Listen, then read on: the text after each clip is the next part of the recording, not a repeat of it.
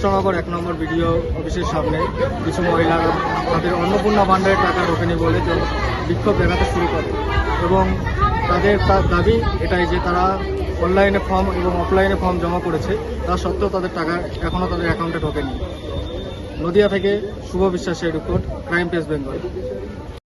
অন্নপূর্ণা ভাণ্ডারের টাকা না পাওয়ায় কৃষ্ণনগরে বিডিও অফিসের সামনে মহিলাদের তুমুল বিক্ষোভ। মাসের শুরুতেই সরকারি প্রকল্পের টাকা না মেলায় ক্ষোভে ফেটে পড়লেন উপভোক্তারা। আজ কৃষ্ণনগর 1 নম্বর ব্লক অফিসের সামনে নদিয়া জেলার বিস্তীর্ণ এলাকার মহিলারা জড়ো হয়ে তুমুল বিক্ষোভ দেখাতে শুরু করেন। বিক্ষোভকারী মহিলাদের দাবি, সরকারি প্রকল্প অন্নপূর্ণা ভাণ্ডারের প্রাপ্য টাকা মাসের 1 তারিখে অ্যাকাউন্টে ঢোকার কথা থাকলেও বহু মানুষের অ্যাকাউন্টে তা আসেনি। এই বঞ্চনার প্রতিবাদী আজ তারা বিডিও সাহেবের সঙ্গে দেখা করতে এবং এর কারণ জানতে স্মারকলিপি জমা দিতে আসেন।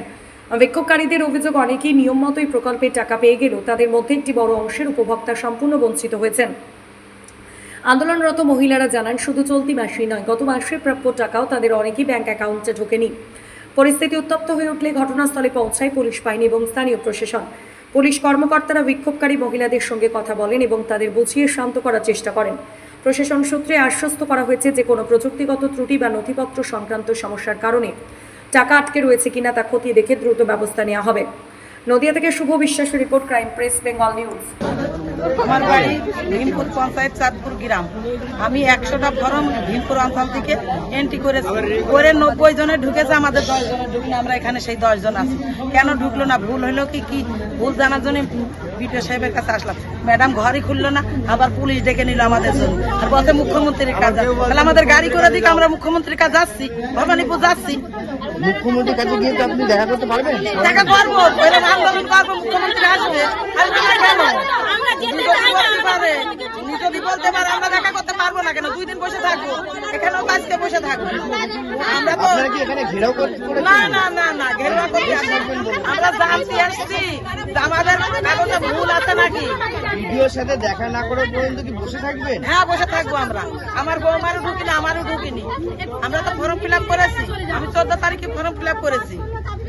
তাহলে 10টা তো জানাবে। আমার নাম সোহাগী বিশ্বাস, ভীমপুর অঞ্চল চাঁদপুর গ্রাম।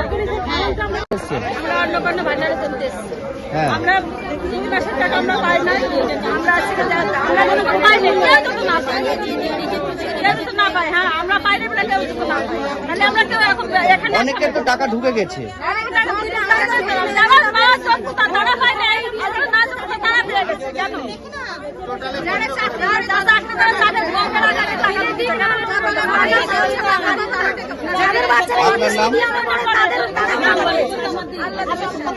কোথায় বাড়ি? আপনারা ফর্ম ফিল আপ করেছিলেন? আমরা ভোট দিয়েছি, ফর্ম ফিল আপ করেছি, আমাদের কোনো টাকা পাইনি। আমি হচ্ছে 8 তারিখে ফর্ম ফিল আপ করেছি। আমার আগে যারা করেছে, পরে যারা করেছে তাদের হয়েছে। আর সব থেকে বড় কথা, আমাদের যদি কোনো ভুল হয়ে থাকে সাইটটা ওপেন করে দেওয়া হোক, যাতে আমরা সেই ভুলটা সংশোধন করতে পারি। আর তারপরে আপনারা কি ভুল করেছিলেন?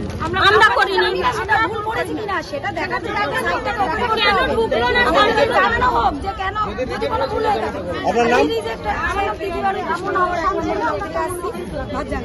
আপনাকে বলেছে মুখ্যমন্ত্রীর কাছে। আপনার নাম?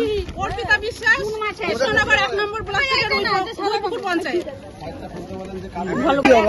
কেন এসেছেন এখানে? কি জন্য এসেছেন? আমাদের টাকা আসেনি, অ্যাকাউন্টে টাকা আসেনি, সেই জন্যই এসেছি। আমরা জানতে চাই কেন, কিসের টাকা?